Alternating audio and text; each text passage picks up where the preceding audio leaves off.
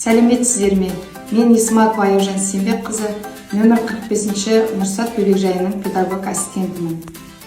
Бүгін мен ата-аналардың балаларға үй жағдайында ұсақ қол моторикасын дамытуға арналған ойындарды көрсететін боламын. Ойынның мақсаты балалардың ұсақ қол моторикасын дамыту, ойлау қабілетімен бірге сөздік қорын көбейту.